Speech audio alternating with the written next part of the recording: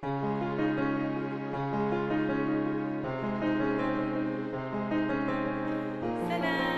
كي دايرين؟ توحشتكم، كنتمنى تكونوا بألف خير. عارفه راسي غبت عليكم وعارفه جمهوري مقلق مني حيت غبت.